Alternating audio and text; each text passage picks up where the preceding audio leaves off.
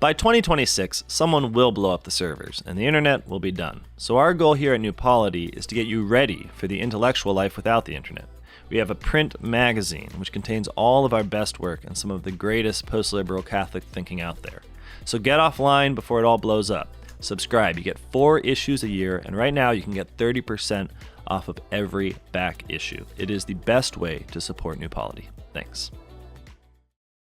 Hello, everyone. Welcome to New Polity's podcast. We are excited to announce that we have another issue of the greatest magazine on earth, New Polity Magazine.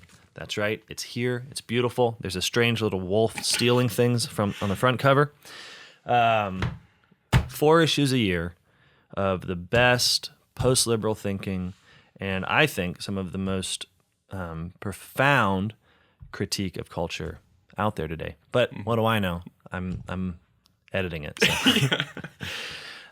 So this magazine is chock full of the good stuff, and what we like to do is just kind of go over it with you, because really, New Polity does a lot. We do podcasts, we do videos, we even do conferences, but at the end of the day, the work that, the kind of engine of it all is the magazine. This is where the ideas get worked out. This is where the claims get made, and everything else is just butter on the toast. Right. So, and writing is where the best thinking happens. And it does. I mean, at least for me. I don't know about everybody, but people often meet me and then they're very disappointed to learn that I'm sluggish and slow in conversation. What do you think about this? I've never thought about that.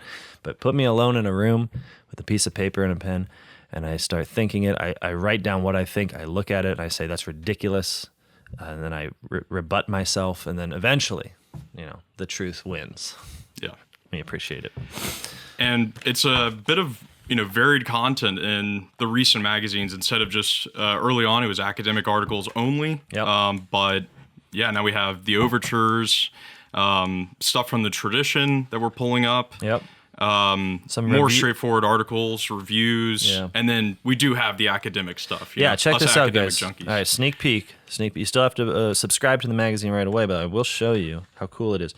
What we have decided to do is have an academic section. So we're still doing the hard work here, the heavy lifting, but you'll notice when you turn to it, we have a section entitled From the Academy, and we like to include 2 or 3 academic articles. But those are really for those people who want to dive in deep, and that should be all of you. Dive in deep. Don't be scared. All right, so this magazine was a lot of fun. It was pretty economic. I mean, we don't really go for themes exactly. But it does turn out that people tend to be thinking some of the same sorts of things at the same time, and so it's just that the money is on the mind. Yes. And so we got a lot of different submissions concerning money and power. And so it took on a certain economic angle, which is great, because if you've listened to Good Money, I think this issue especially has the, that sort of thinking in it, and opportunities to go a little bit deeper with that. Totally.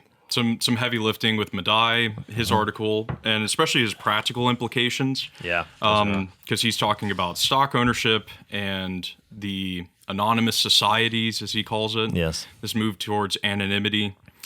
And he says that that's removing, people's actual power to invest and help the common good, and making it just an anonymous private investment, very similar to you and Jacob's critiques of 401ks and what it does. Yeah. And he actually showed, Medaille in his article shows that Adam Smith, of all people, already had misgivings about the movement from what you might call like real or very tangible investment to stock investment, where you're moving from largely companies that were owned by people that knew the work, that were either doing it or had done it or were involved in it, to people that only really had an interest in share prices. So, instead of the millers owning a milling collective, he talks about the way that you own shares in the mill, so you own part of its profits. But this was extrinsic to knowledge of milling and the work of milling. And so inevitably, Adam Smith suggests you will get careless owners. Oh, okay, right. Now, this is, I don't know if he could have predicted the degree of careless owner. I mean, we're so careless that we're, I think, barely even owners, which we talk about when we quote unquote own companies through stocks. It's like you don't even know what companies you own usually, typically. So they're lumped together in an ETF, or you're just investing in a mutual fund. Like it's interesting with the Adam Smith quote that it's progressed so much farther. It's not just, hey, you're going to be a bad manager if you own, but you're not actually, like, your company's going to fail if you just own anonymously, like he was saying. Right. But now it's to the point where there's like levels, degrees of separation from you and anything close to even what he was critiquing. Yeah. Where it's like, oh, it's my Robinhood app, like an option trade. Yes. Like a call option on Apple stock. And I can do it from anywhere. Yeah. So I found that the idea of anonymity to be very helpful. Yeah, he's got a great Medaille. quote, and I'll read this here. So he asks the question, who owns the corporation? If the shareholders do not own the corporation in this thick sense you're talking about, then who does? Normally, we consider the person who has beneficial use, control, and responsibility for the property to be the owner. Clearly, that would be the senior managers. As Kevin Carson notes, quote, the corporation is an agglomeration of unowned capital under the control of a self-perpetuating managerial oligarchy. Oof. John Bogle, the founder of the Vanguard Investment Funds, no anti-capitalist he, says, quote, in the corporate system, the owner of industrial wealth is left with a mere symbol of ownership, while the power, the responsibility, and the substance, which have been an integral part of ownership in the past, are being transferred to a separate group in whose hands lies control. Now, this is very important. This is Vanguard, right? This is they're not saying this is a bad thing, you know. I think it's a bad thing. Yeah, they're supporting it. So management seems to be an overhead expense with no natural limits, short of bankrupting the company. What management mostly produces is more managers, which means new configurations of power in the firm and in the economy. Indeed, the rise of managerial power has spawned a new class of uber managers whose pay and privileges dwarf those of line workers to an unprecedented degree. He's going to quote Bogle, maybe Bogle again, who says, over the past century, a gradual move from owner's capitalism, providing the lion's share of the rewards of investment to those who put up the money and risk their own capital, has culminated in an extreme version of manager's capitalism, providing vastly disproportionate rewards to those whom we have trusted to manage our enterprises in the interest of the owners. So and he gives some alarming statistics regarding the immense wealth gap, as we are so familiar with. So maybe to give like an example of what he's describing, I don't know if people are like familiar with like the Steve Jobs story or seen the movies about him or whatever, but I'm not. There's a so you'll have to help me out. Yeah, there's a, you know, he starts Apple, he ends up pushing Wozniak out, so he ends up being the sole owner, but he's kind of an owner-manager, where he's the CEO and he owns the most of the stocks. He goes public, and then at a certain point, he starts making decisions, and he has a board of directors at that point. And so he's starting to cede some of his owner capitalism to be more managerial and run the company. And then the board of directors vote him out of the company. Right. And he leaves, and he has this like depression arc, and then he comes back and he launches the iPhone, and it's on from there. Hence, it's a movie, yeah, awesome. Right. But anyways, so you end up, where you just have board of directors, and then you have like a whole class of managers who actually own in the sense of running the company, and then they get rewarded while the labor's just the same across the board. Just unless you get elevated into management. Right. Yeah. And this, I think, brings us to Christopher Dawson's essay, which we included in here, which I think is very important. It's nice to have as good and solid a Catholic as Christopher Dawson say things about the bourgeois that's harsher than Marx. Because that's like, okay, it's not just like something that we have to have from Karl Marx. Actually, he gets really mad at Karl Marx for being bourgeois himself, so, you know. But he wrote an essay, Catholicism and the Bourgeois Mind. Mm-hmm. And he basically is making a sort of two cities argument between Catholicism and bourgeois culture, bourgeois spirit. And it expresses what you're expressing, this move from ownership to managerial control, seems to be a sort of final chapter, as it were, in the spread of the bourgeois spirit. Why? Because, as Dawson describes it, I'll just read a brief quotation here. He says, if the bourgeois is the enemy of the peasant, I should back up. So he describes something that I thought was really interesting, which is I've always thought of the bourgeois class as sort of arising up with modernity, post-Reformation, out of nowhere.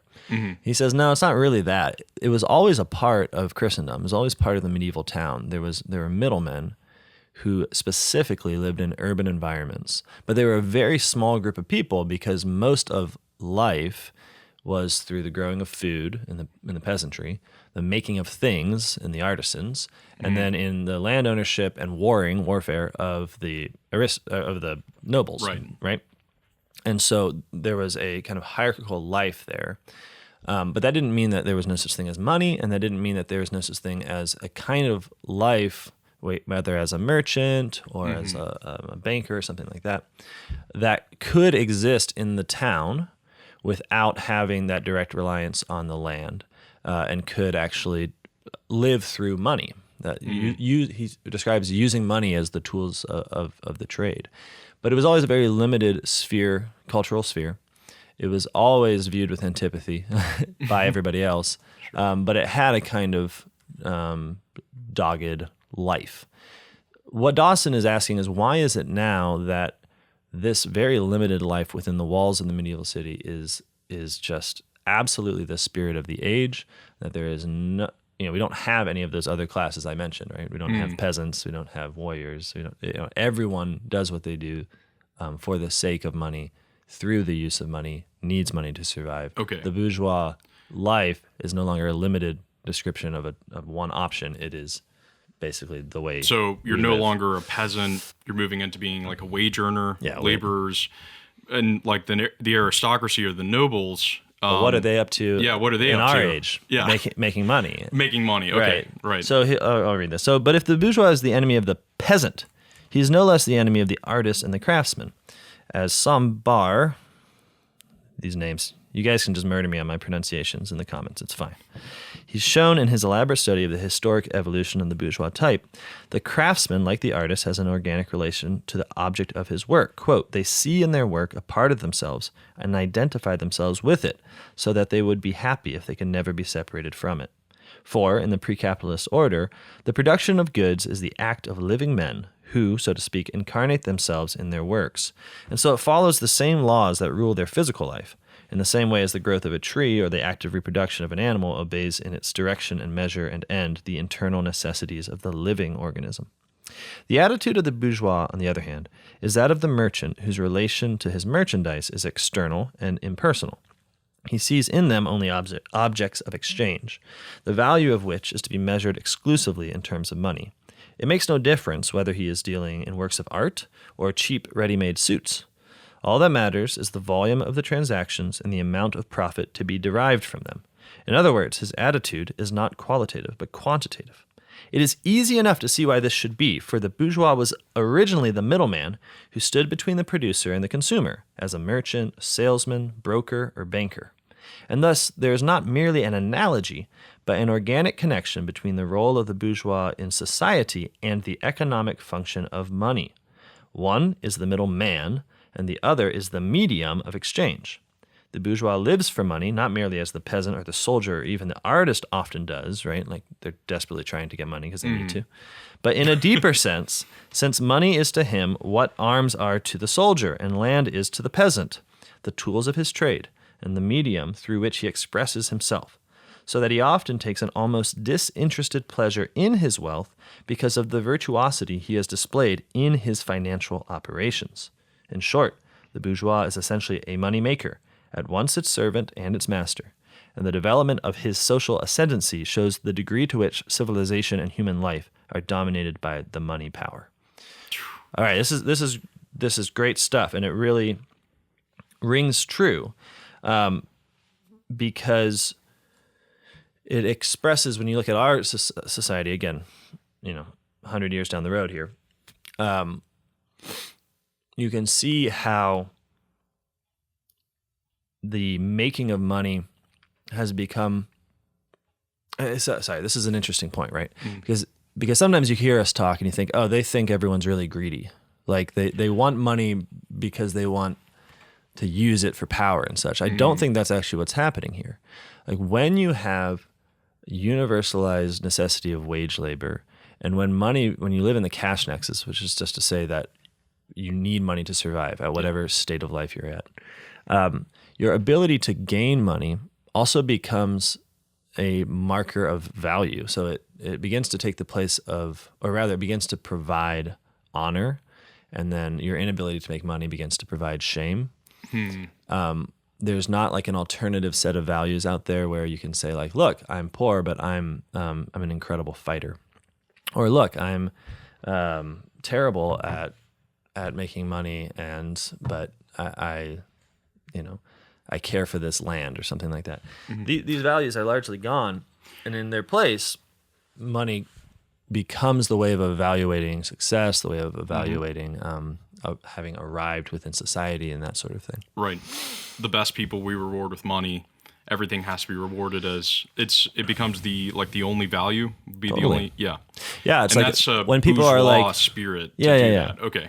Well, right, because you take something that you really actually value for its own sake, but then you need to translate it into the language of money in order to make it real, as it were. It's kind of like when you're dating someone, but it's not real until you post it on Facebook, right? So this, back in the day when people used Facebook, this showed it showed where the real spirit of life was. It was online. Now with money, you talk to people. I think everyone's met someone who has like some silly collection. And like it's like action heroes or something, and then they want to just be able to say, I love, Flash, Batman, and I love having little statues of them. I think it's rad. But of course, this is embarrassing for them. So they tell you things like, you wouldn't believe how much this unopened Batman is worth. And it'll be worth way more. Yeah, worth 5 more. years. So it's actually an investment. It's all an investment. You can't just like it. I was just learning from a freaking gas station TV. These things like you're getting your gas. I hate those so much. All right, well, here's what it taught me today. There's a bottle of wine that just sold for like $500,000. And the guy on the gas station TV was saying this is a new way that the wealthy are storing their wealth, which is like, oh man, he's not going to drink the wine. Yeah, he's just going to put it on it's just going to be a store of value, which is awesome because it's exactly what Ecclesiastes says. He says, I've seen an evil on earth. A God has given man wealth, but not the power to enjoy it. I've always thought that was kind of obscure. But like that's literally what's happening if you buy a $500,000 bottle of wine, but it's a store of value, so it sits there. You don't have the power to enjoy it. It's like, well, who's the master here? Is it? Yeah. Right. Yeah. So I think Dawson really gives us sort of historical narrative for money becoming the dominant value of society, and then shows that there's a type of character whose virtuosity is expressed in money, who then becomes the dominant hero of the age. Right. Yeah. They're the ones who succeed.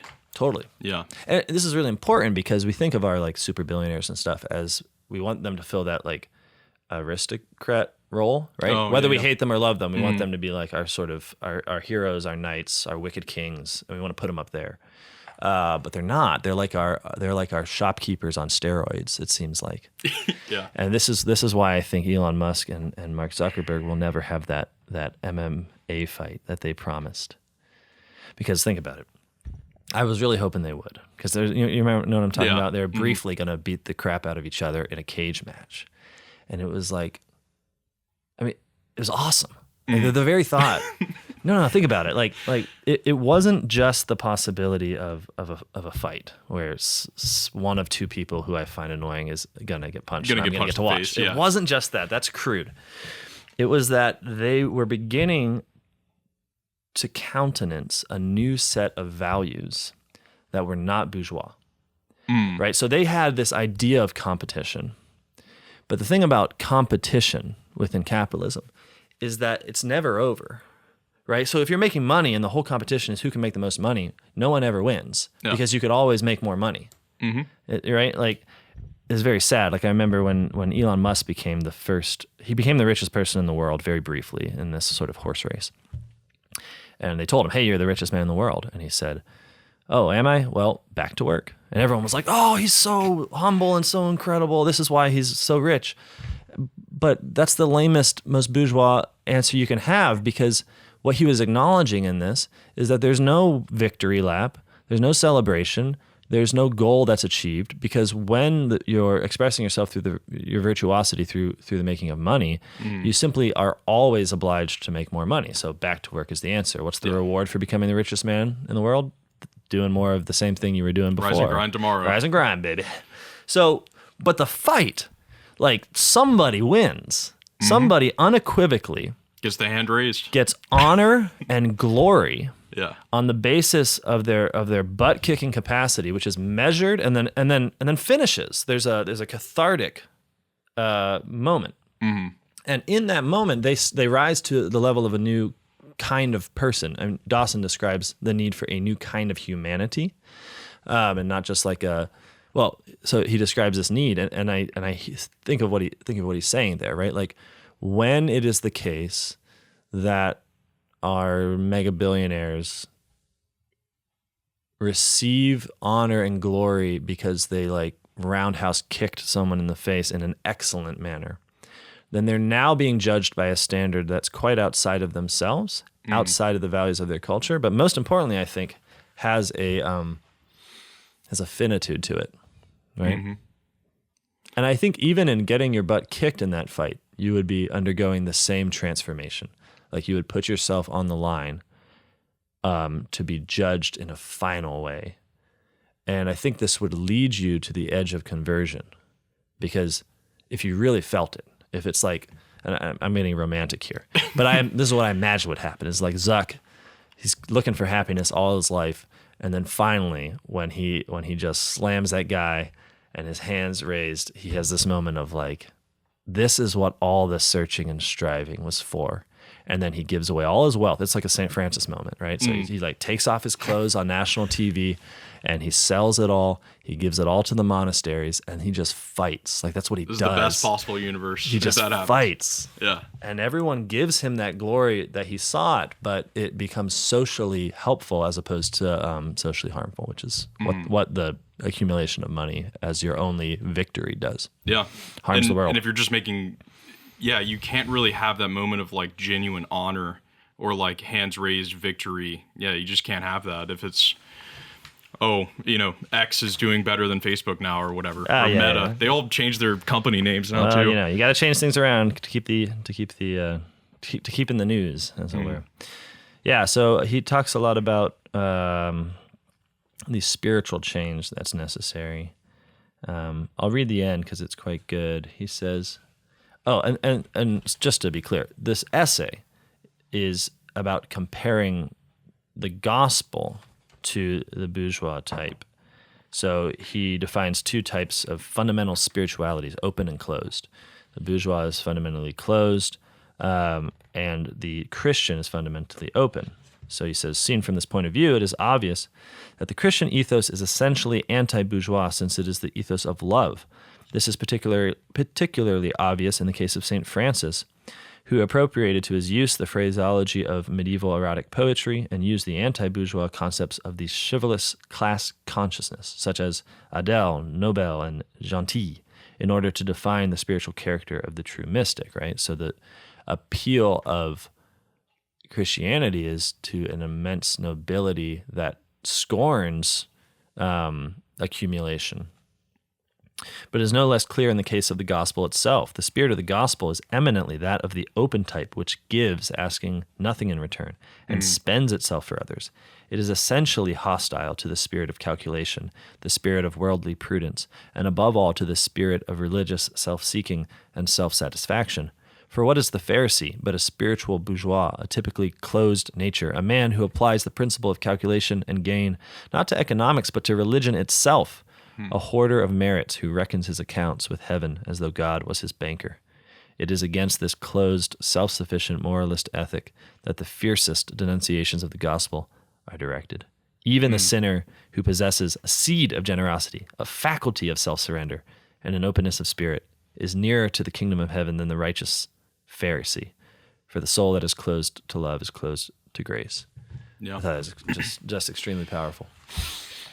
And there's something here, the different spirits, and he talks about the spiritual Pharisee, and the Pharisee is the one who hyper fixates the law, where the law is in all of its minutia followed down all to the detail of like you're picking grains on the Sabbath, or you didn't wash the inside of the cup right or something like that. And I'm just thinking about St. Paul and the movement from law to grace, which is all through Romans and First Corinthians, like its whole work, where it's almost as if, if Christendom eventually became bourgeois society, in a sense, it's kind of the movement back into law in a weird sense, where it's a movement into a totalized law of transactions, of numbers, of debts, of credits, and you can't be saved under the law because it's all calculated. But when Paul talks about the free gift not being like the trespass, and that grace basically destroys the logic of law, because it's like, I give, and then you owe me something. No, I just keep giving, and God just keeps giving. And so the bourgeois spirit, in calling it a spiritual Pharisaicalism, I think we're getting close to that notion that Paul talks about, that the law produces slavery. Yeah. And what we need to do then is, when you introduce grace into a law that is totalized, you start to explode, like in little ways, explode the logic of it. Yeah. Yeah. No, I think that's right. And I think it ends up that the Christian who wants to follow his Christianity seems not like a lawbreaker, but definitely imprudent in a bourgeois society. Like, it's just there's just no room for the kind of openness of spirit that isn't sort of carefully involved in maintaining the security that comes through money as their primary work. So maybe like retirement, for example, like the things you guys have said about retirement, where you're storing up treasures, hopefully, able to pay for yourself. And you and Jacob have said in the Good Money podcast, like, be generous now. Build up a life now that you're using your money for the good. And in a sense, you really have to have a good deal of faith when you do that as well. Yeah, especially in a bourgeois culture, because you're stepping out where there's not obvious supports besides money, right? This is not a call to actual imprudence, which would just be a vice. It's like a call to recognize the goal, which is not a security that comes from money, but a security that comes from God and from the church. And then the question of how far can we attain that goal? It's interesting. One way to look at it, and this probably brings us to the debate section, where we talk about shareholding with Michael Humphreys. It was a great debate. This was good fun. He did a great job.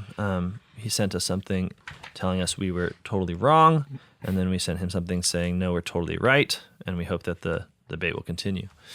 But maybe just as a preface to it, how do I put it?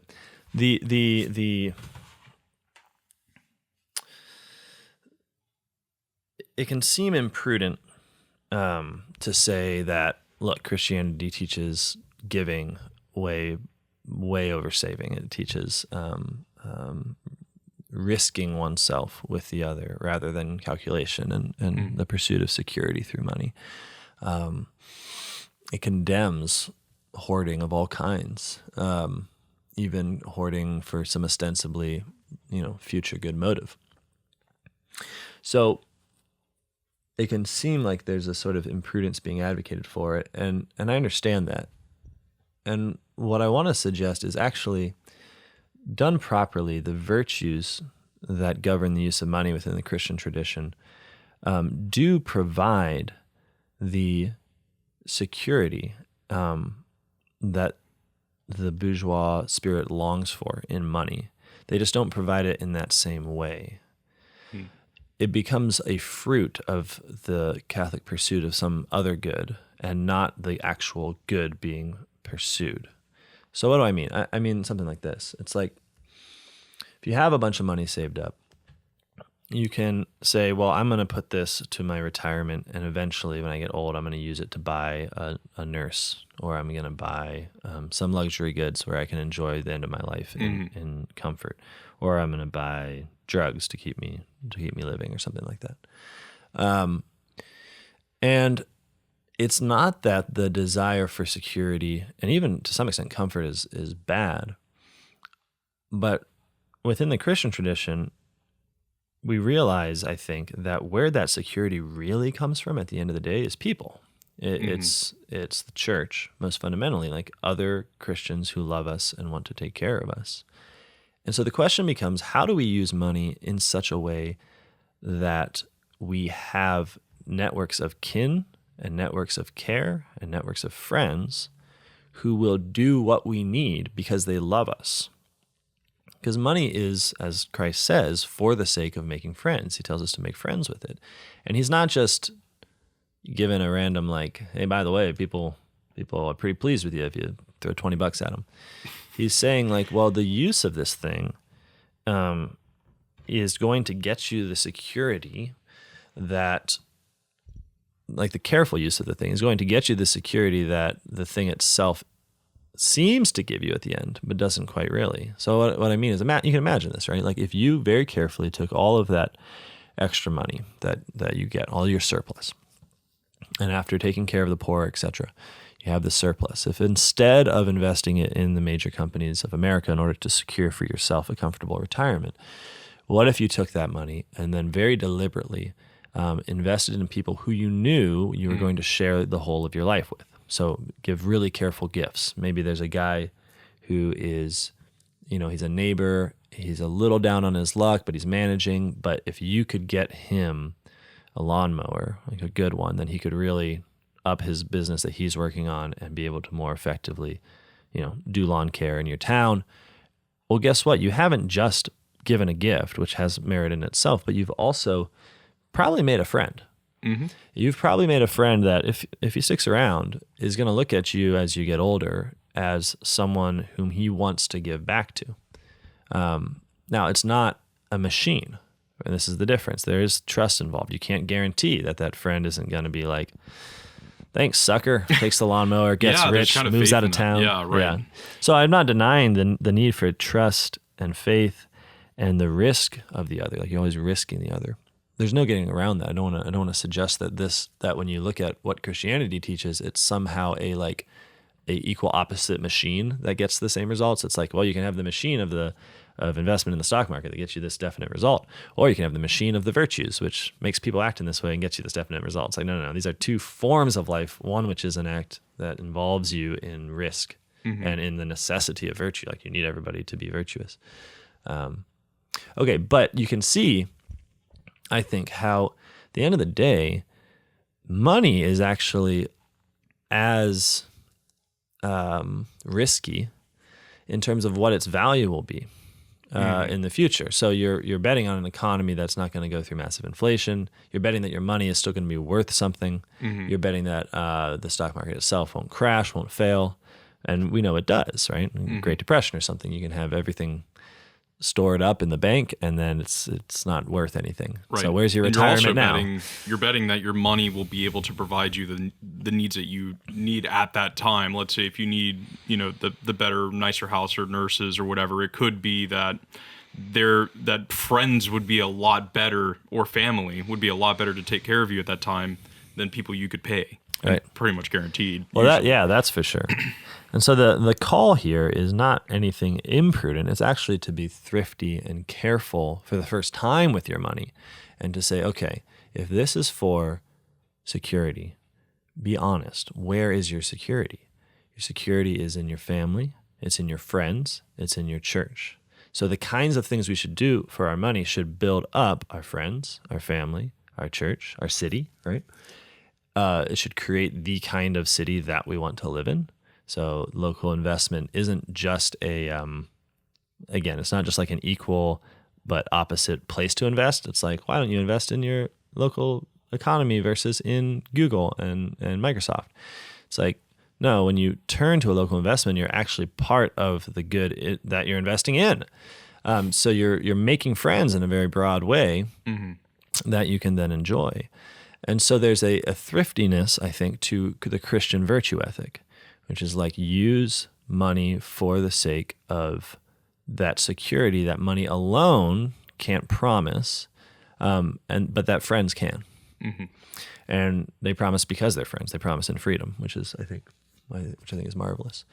Okay, so that's just some like good money recap, really. So in this debate, it's about shareholding, and I just think everyone should read it because we wrote a article in a previous issue, and I think we put it online, about shareholding being a sin. And Michael Humphreys responds, shareholding is not a sin. And he gives several reasons why. And one difference that I think is worth looking at is the question of ownership. Not because I don't want to go through this debate, because I'm not about to be like, I think we won. It's like, no, this is ongoing. Sure. But there was the beauty about debate, and the reason I think it's so wonderful is because you get to see where things you thought were clear were not clear. You get to see where things that you thought were correct were not correct. You get to back up and say, okay, no, that's a bad argument. Here's a better argument. And you also really get to see what's important. And what I realized in doing this debate with Michael was that the question of ownership, like what constitutes real ownership, is really important. So I just want to, can I read a part? Yeah, please. Just to get people to pony up and get the magazine. All right. So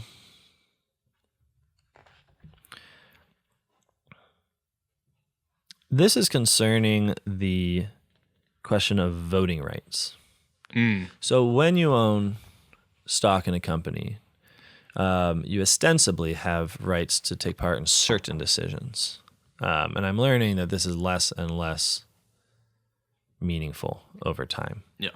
But you do have certain rights. So the question that people who want to say Catholics should invest in the stock market sometimes put to us is like, well, look, if you're saying that it's not real ownership, but one of the qualities of ownership is having responsibility for that which you own, and here is a way in which we have that responsibility. We can vote on decisions about the boards of directors of companies, for instance. And isn't there this whole culture of activist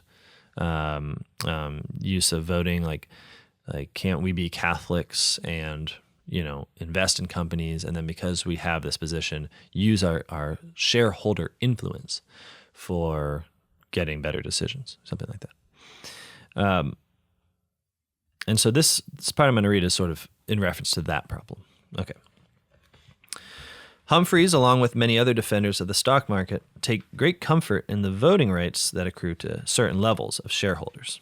I say certain levels because it's not every shareholder that gets to vote at all. It's if you have a certain amount.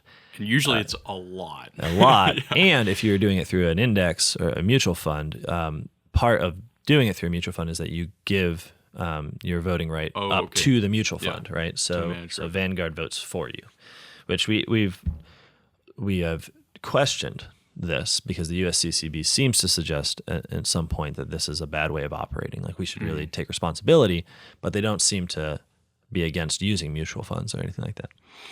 So these rights are for them, that is the defenders of the stock market, an adequate balm to the wound left by the destruction of the older forms of ownership that shareholding precludes, like a proportional share in a company's profits or responsibility for a company's operations. So, Steve Jobs when he had a job, By this method, these defenders would draw a line of continuity between the Christian tradition and our modern tradition of shareholding. So just as members of the societas, that's the old form of joint investing. Just as members of the societas all had ownership and expressed this ownership by their labor, responsibility, and share in the profits, so shareholders of a modern company have voting rights, a, quote, limited and remote sort of authority, says Humphreys, but, quote, an authority and consequently a responsibility nonetheless. To his credit, Humphreys seems nervous. Perhaps the shareholders' scanty pile of voting rights doesn't quite fill the hole left by the removal of traditional forms of ownership. He hopes for ways in which shareholders might have, quote, a more significant say in the operations of the business, end quote. But where we, that's Jacob Imam and I, see a simulacrum, don't say that word aloud very often, sorry. That good old Bourgeois. that feels enough like ownership to smother the conscience, Humphreys sees just enough ownership to clear the shareholder's name, to say, yes, you can stop Apple from using slaves. You can vote. And if you can't vote, this is a contingency. One day it'll be fixed. One day we'll have shareholder democracy. This is a reference to a certain utopianism I find in the defenders of the stock market, that they don't always defend the stock market that we have. They defend the stock market that we could have if the laws were different. And one of the things that they point to is like, well, we could give shareholders way more power than we do, and then you would see a lot more responsibility. And in fact, Humphreys advocates this to his credit. But our point is like we're attacking this stock market like as being bad. Mm-hmm. And anyways, okay. So in fact, shareholder passivity is a feature and not a bug of our system of shareholding. This quotes a scholar of the stock market who says, one of the key characteristics of corporations is the separation of ownership and control, which is exactly what we discussed in Medaille's article. See, it all comes together. Shareholders do not have any managerial control over ordinary business. Even the process by which shareholders elect new directors is nominal. The average shareholder can neither propose candidates nor vote against board-sponsored candidates. New directors do not need to win a majority of shareholders' votes to be elected. A plurality of votes will do. What about trying to get, say, Adobe or Bank of America to stop giving money to Planned Parenthood? Shareholders can write resolutions, but these resolutions are not legally binding. The company does not have to vote on them or even publish their contents to other shareholders. Mm-hmm. They are dismissible suggestions. Now, let's be clear, just because they're dismissible suggestions by the company, like the legal framework for this, I'm not saying that they're otherwise utterly without merit, because you can use them to raise a big media stink that makes the company look bad. And then people sell shares. Yeah. Right, exactly. I mean, there's an extrinsic the main voting right that like an individual shareholder has is just being able to sell his stock or buy his stock. Right, that's where you really prove the that's where you prove, all right, did you have a really good PR campaign, and is your new product, your Tesla truck or whatever, going to be great?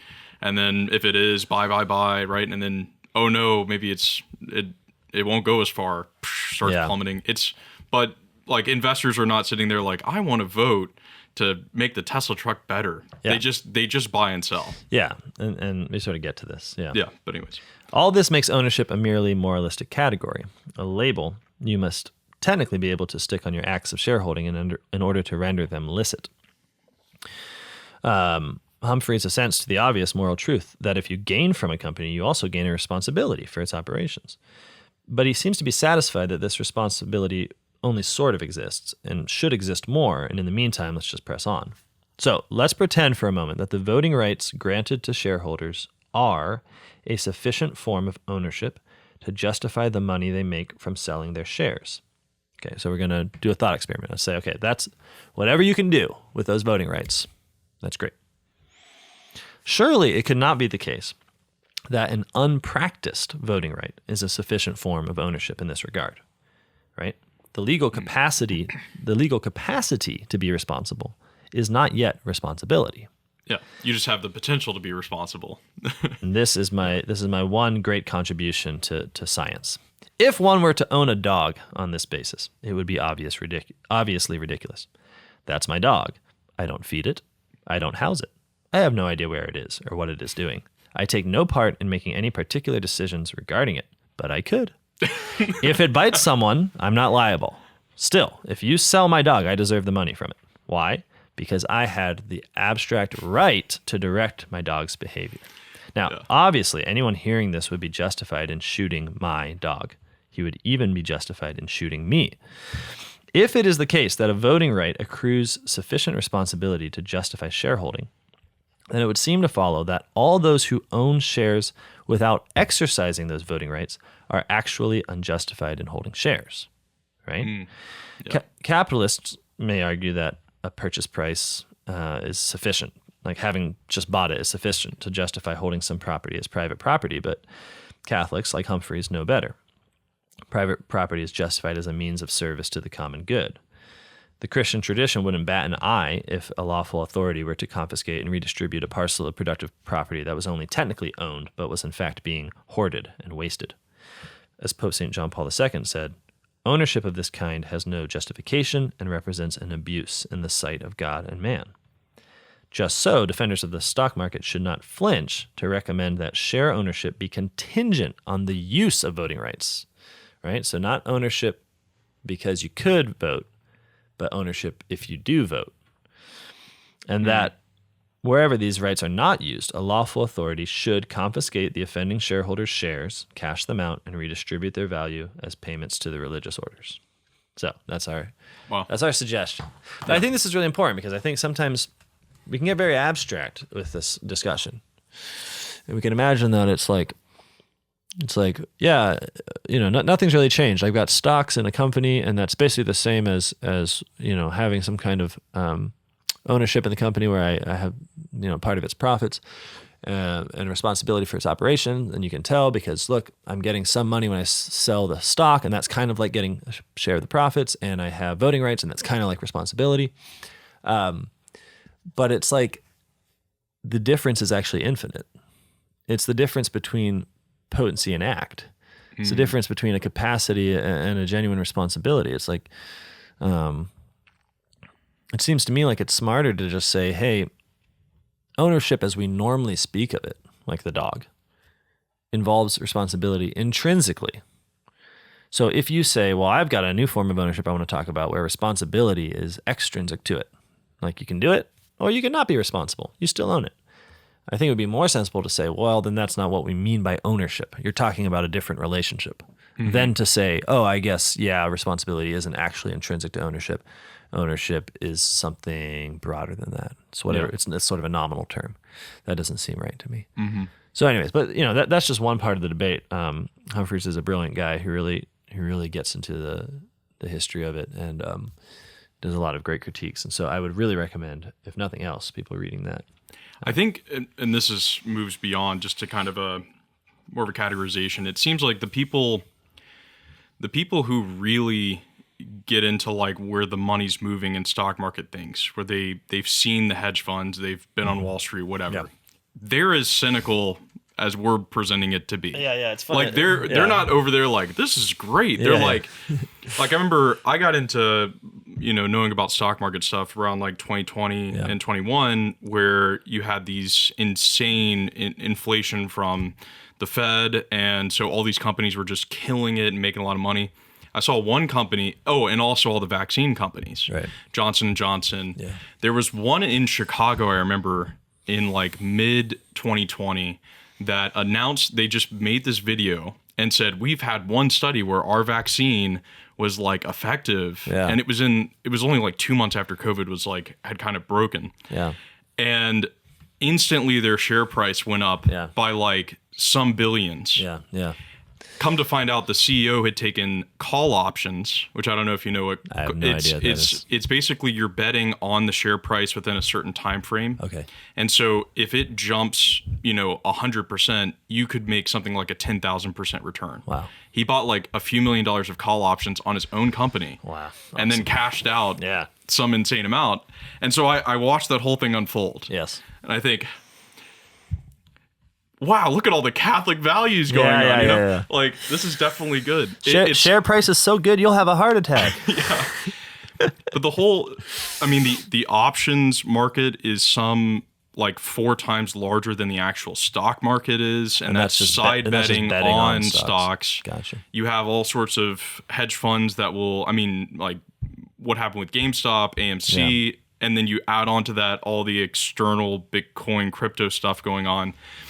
And it's like the more you learn about it, the more we're not talking about just, oh, you have a mutual fund or you have a 401k in your company. Like, you're participating in something that, look at the 2008 crisis, that actually cost people their homes, their livelihoods, is actively centralizing power into these corporations.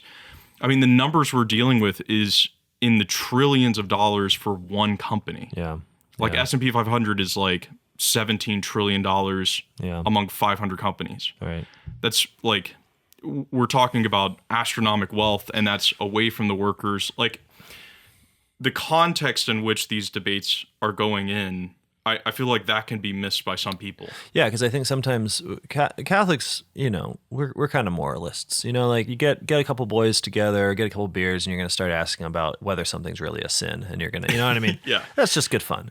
But part of the problem with like arguments about moral licitness is you can kind of miss the forest for the trees, it seems, right? Like, you're there and you're nitpicking about whether like an individual can technically do this act.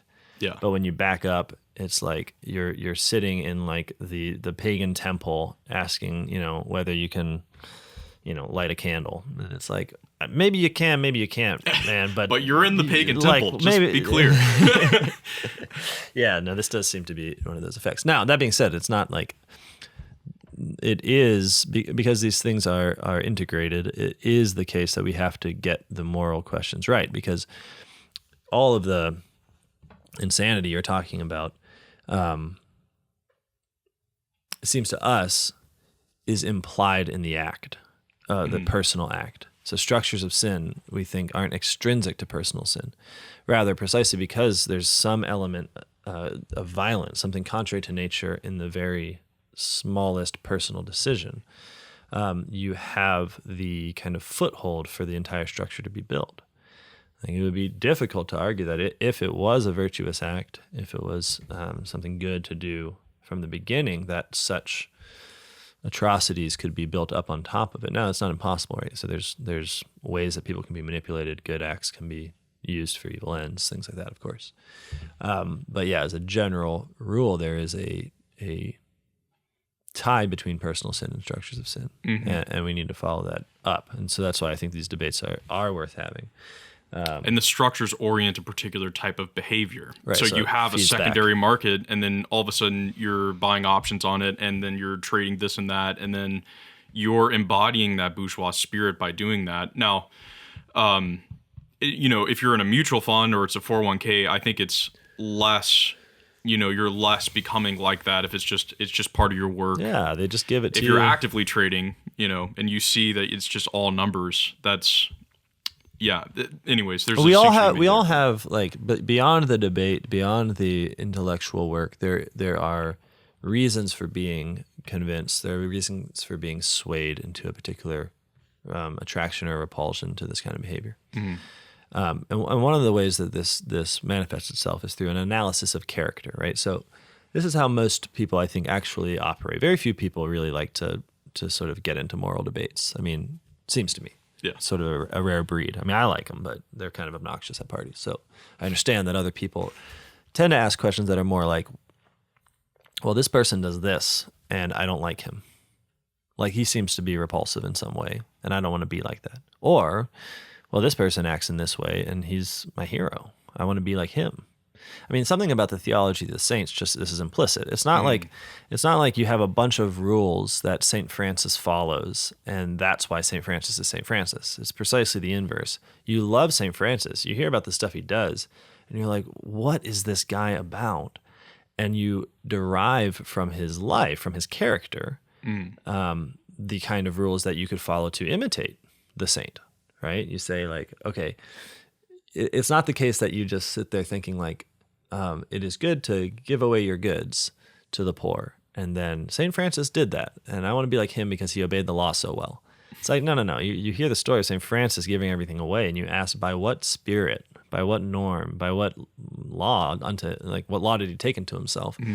What can be repeated in that action that I could be a part of? How can I participate? How can I imitate? So character, it's like the beauty of people that attracts us to the things they do, and then we try to imitate them in doing that. Yeah. Okay, but it also works the other way around, right? Which is like, like my wife and I, when we ask questions about how to parent and what to do, we don't really have like an ideological framework, or even like not even ideological, just like, there's no method really. But what we do have is examples. And there's people that were like, well, we don't want to do that. All right. So, and it's something like that happens with the stock market for me. I'm not saying this is the only way to sort of come to it. It's just like when I meet people whose life, or at least who a main part of their life is playing the stock markets, I find that they have reprehensible characters. And I don't want to be like that. And I don't want like children to be educated by them, for instance. Yeah. Like I would like to banish them from whatever society I have authority over, because I find that the things that excite them and the things that get them motivated and the way they spend their time is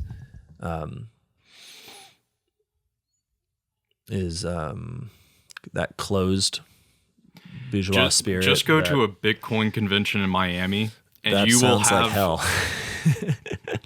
Yes. Did you go to a Bitcoin convention in Miami? No. Okay, all right. So no, but I mean, you will instantly have. Well, why would you go to a convention all about Bitcoin or about like a hedge fund or whatever? It's like a. People talk also, like if you go to major hedge funds in New York, a lot of them have moved to Miami. There are a lot of like MIT PhDs, like top of their field people who now do nothing but numbers. Totally. And it's like, that is what we value most in society, is the ability to allocate funds in order to produce more capital. And so the people that could be doing actual work are doing number moving and stuff like that. Well, and or they're designing weapons. Designing weapons, yeah. No, that's why I like, people are like, I'm in computer science. I'm like, cool, weapons or stocks? They're like, no, I'm actually designing like a system of artificial intelligence. I'm like, yeah, who's funding it? They're like, the Navy. I'm like, right. Yeah. Anyway, sorry. Yeah. But, sorry, computer science guys. We feel your pain. But I do like the, it's not just the moral argument that, in a sense, you have to make a kind of, this is just a nobler, more beautiful life to be spent investing in others rather than extracting and abstracting all of your wealth to corporations that you will never even touch or know about. Yeah. And you can talk about abstract voting rights and whatever, but... Well, it does seem, though, that in the debates about the stock market, people all know this. And so that's why their goal is to sort of clear that character of the stock investor of the charge. I mean, their goal is to say like, no, there really is ownership, there really is responsibility, there really is work. For instance, like an argument we often hear is that, oh, you say this is like gaining wealth without work, but look how much work these stock traders are doing. I mean, they're like up all night. Like some of them, they're doing cocaine just to get through the evening. I mean, this is hard work. Wall Street, baby. And so it's not like it's not like they're dumb. It's not like they're advocating for the character. They're trying to sort of reveal it as really working, really owning, really being responsible, really investing, really having good results and good fruits. Look at these companies. They're doing so much good. That sort of thing. Yeah, that makes sense. Okay. Anyway, so that's enough of that. A couple more things to cover, and we'll get out of here. So, Andrew Jones's essay. What'd you think? Oh, man. Full course meal. I mean, I know. Everything we do amazing. at the end of the day is just to set the table for Andrew. For Andrew to really run with it. On sovereignty. And it's like the problem of modern politics, I think. Yes. It's one of the deepest issues. And because it touches on law, it touches on what is the source of our political order. It touches on what is man, social or individual. Is he social individual? Yeah. So we're not going to summarize Andrew's essay here. It's impossible. It's impossible to do. But we are going to say that this is very important to read Andrew, because what Andrew is doing is saying that the underlying anthropology of modernity is not repudiated by moves to see, I can't even do this without describing sovereignty and all this. So let's just say it like this. He is arguing that there's a fundamental break between Christian teaching and modern teaching, and that it's not overcome by various sort of like Christianization of modern politics moves that you often see, but that there needs to be true conversion. And in a sense, like an image would be like there's a black hole called sovereignty that's just sucking all of the good of politics into itself. Yes. And that's our modern way of just, we want, sovereignty is kind of, it's reshaping how we understand politics actively. Yeah, and it's changing our view of state and peoples. Yeah, and if I could most basically say it, it's that in a model of sovereign politics, order ultimately descends from man and not from God. And that ultimately we do not receive the peace, we give it, which was a Cardinal Richelieu quote that Andrew gives at the end. Now, Cardinal Richelieu, okay, so when I first read this quote, no idea who this guy was, and thought to myself, well, this must be a guy who thinks a lot like Andrew Jones, right? Because he's quoting him and he says the following: "The kings, your predecessors, had in the past received the peace from, rather than given it to, their subjects." And I thought, what an incisive man to way back then see the difference between sovereign model of politics and a non-sovereign model of politics. And then I recognized, after a little bit of Wikipedia, that Cardinal Richelieu was like the architect of absolutism and was actually the guy who, well, he wasn't saying this, I mean, I don't think he could have been saying this with regret or nostalgia. He was just like, this is the difference. We are now going to give the peace to subjects rather than receive it from them.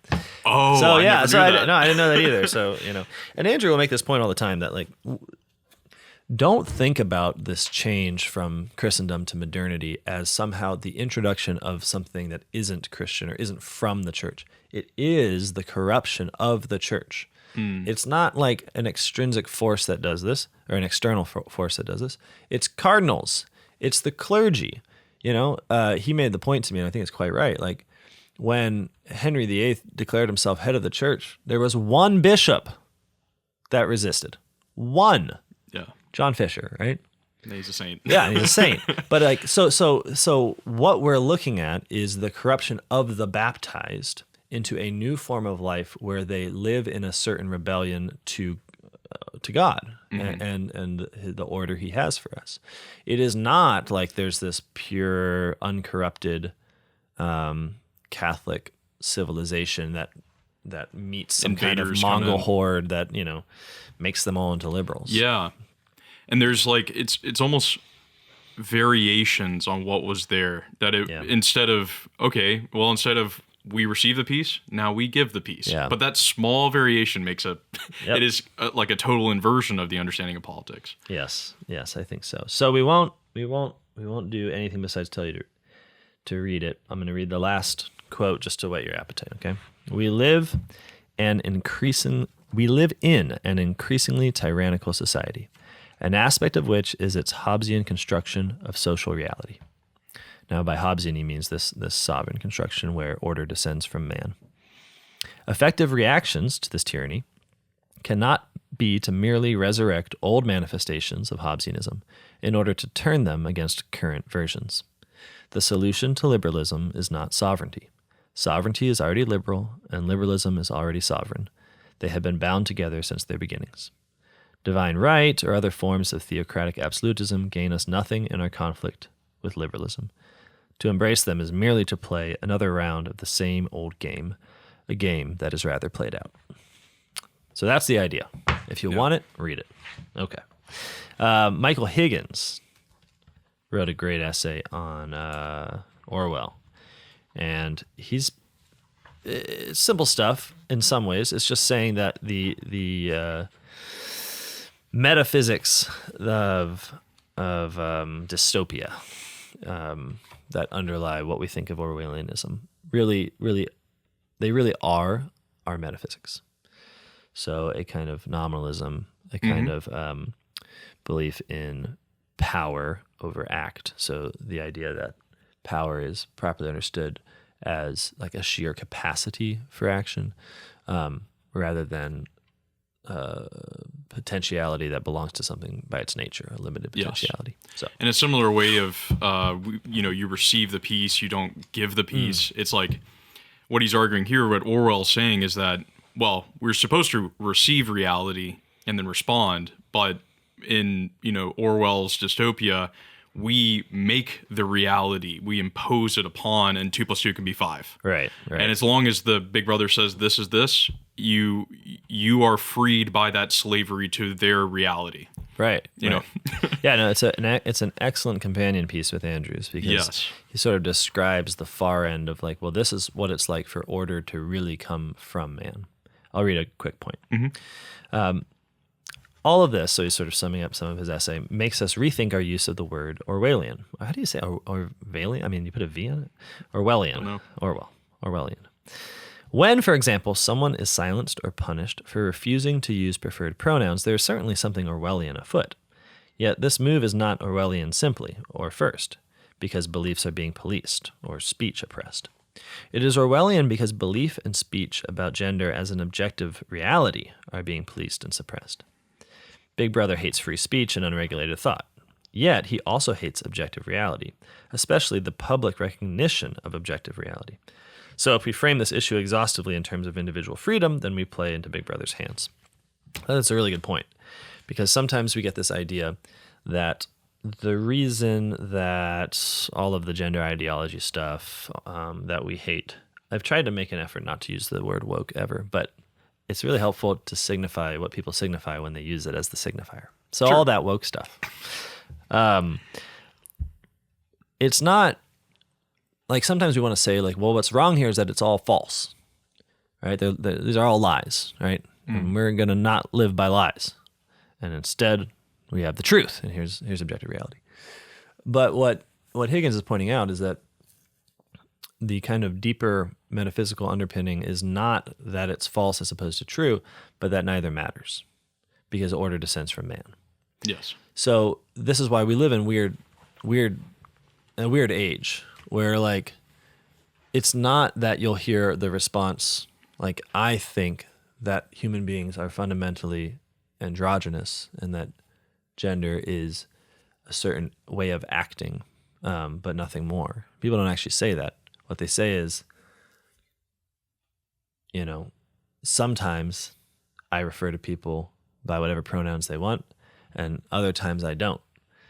Like I basically submit to gender ideology sometimes, and then the implication is I also submit to sort of a traditional gender, but you make it an ideology precisely by virtue of it not mattering whether it's true or not. True or false is not a question here. It's just what works. And I don't know if you've read Baudrillard on this with not. sign simulacra, but the simplest way, so this comes from Baudrillard both in Simulation and Simulacra and Fatal Strategies, but it's the idea that if you have a simple sign signified relation, so where this thing is a sign of this is the thing that's signified, that you can end up in a scenario where the sign takes precedent over the thing signified to such a degree that it becomes a simulacra of the sign, and that's really, so an example he gives is like Disneyland. Okay. And you have like Main Street USA. Yeah. It's supposed to be a sign of the signified of USA. Yes. But like you go to Los Angeles and it doesn't look like Main Street USA. Right. But in a sense, it doesn't matter. It's our idea of what Main Street USA is. Yeah. That's, or Adventureland and Disneyland or whatever. And that, like Coke saying it's the real thing. Yeah. Signifying what? Well, it's Coke is just a simulacra of like a whole, it moves beyond just sign and signified. Or the Benjamin taking the $100 bill being the simulacra of all sorts of signs. It just means itself. Gotcha. It doesn't have to mean anything else that it signifies. Yeah. When Big Brother says it's 2 + 2 = 5, that doesn't have to mean anything. Right. It just has to affect a certain power. Yeah, and adherence to it is what constitutes your subjection to a human regime. Exactly. So to insist otherwise is ultimately to appeal to something outside of the human. ultimately God, because if 2 + 2 does equal 4, no matter how we construct the world, then you're appealing to something that does exist apart from our will. And it seems like the end point of like a demonic impulse is to really construct the world in such a way that it does appear as if things do proceed from our will. Just from the will, just from some human. So, you're walking New York and it's all skyscrapers and Wall Street, and that doesn't, you have St. Patrick's, which signifies something grander, some transcendence. But the way we do our architecture, it's your only encounter is the simulacra of someone's power to produce wealth. And that is the civilization that you see. And so all those signs lead you to that signification. Yeah. If you're in Big Brother's reality and Orwell's reality, it's like all the signs around you they just mean the power of Big Brother. Right. There's nothing beyond it. And as it becomes totalized, everything is just the simulacra, the real, and you can't distinguish it from each other. Yeah. No, there's a Jewish story of Abraham growing up in Babylon, and he is in a world in which all order descends from the king, Nimrod, and there's idol worship, right? So everything is a man-made god, so a sort of, power that seems to transcend man, but ultimately can be reduced back to him, which is why idolatry is so offensive in the Old Testament, right? Like, these are made out of wood. A man made this. But Abraham gets locked in prison at some point for some antics, and he looks out the window. He's hiding from Nimrod in some way. And he looks out his window and he sees the sun and the moon. And he notices something. He notices that neither the sun nor the moon have any kind of absolute jurisdiction over the night.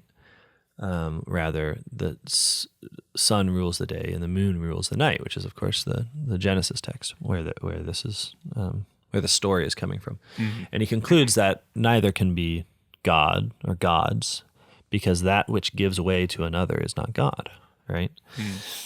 But the beauty of that story is it's precisely by looking out of Babel into the sky that there's evidence of an order that suggests something that rejects or is beyond change, beyond giving way, beyond malleability before another. Wow.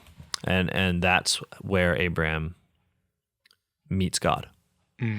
And because of this, he's called out of, or really this is part of his call, out of Babel, out of the sort of total constructed order where literally the city is made to appear as if the social order itself descends from man.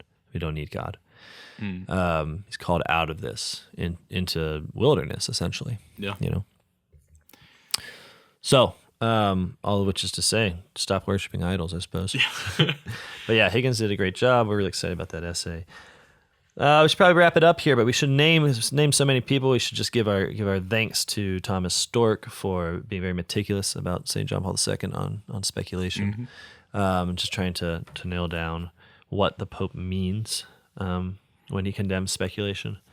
And to this writer, his name is Thomas Aquinas, and he... I've heard of that one. Yeah, he's great. Did a little bit on buying low and selling high.